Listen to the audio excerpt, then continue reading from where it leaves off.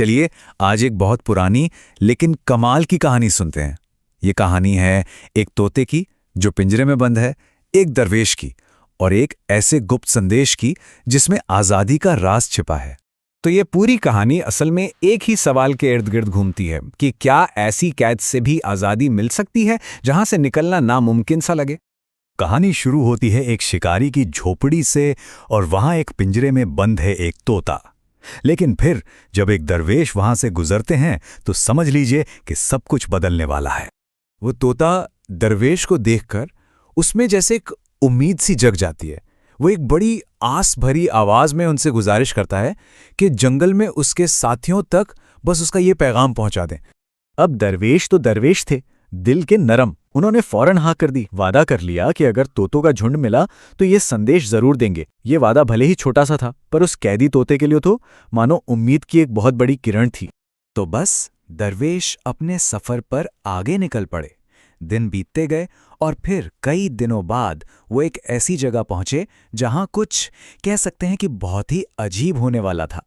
जरा सोचिए, एक तरफ वो बेचारा अकेला पिंजरे में बंद तोता और दूसरी तरफ यहां इस घने जंगल में एक बड़े से पेड़ पर आजाद तोतों का पूरा झुंड। उन्हें देखते ही दरवेश को अपना वो वादा याद आ गया। दरवेश ने जोर से आवाज लगाई और उस अकेले तोते का पैगाम उन तक पहुंचाया। उन्होंने कहा कि तुम्हारा एक साथी बहुत मुश्किल में है, वो तुम्हें याद कर रहा है। इसके बाद जो हुआ वो सच में बहुत अजीब था।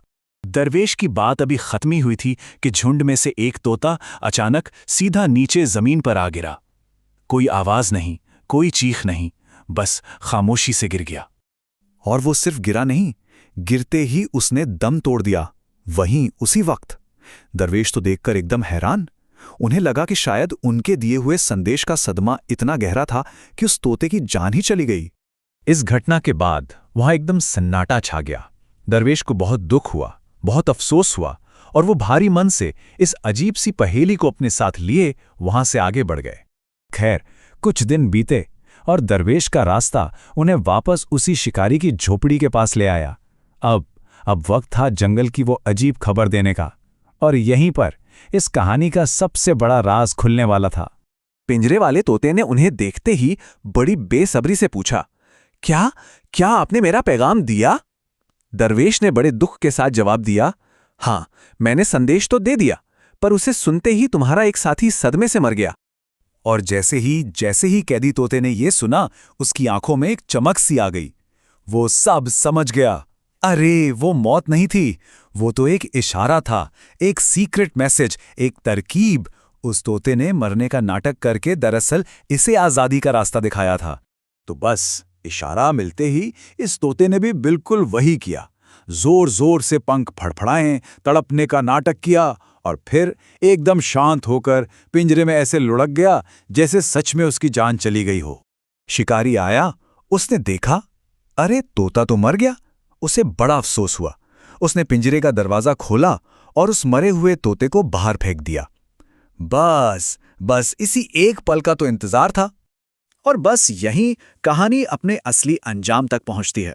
एक ऐसी जगह जहां कोई जोर जबरदस्ती काम नहीं आई, बल्कि एक छोटी सी समझदारी भरी तरकीब ने पूरा खेल ही पलट दिया।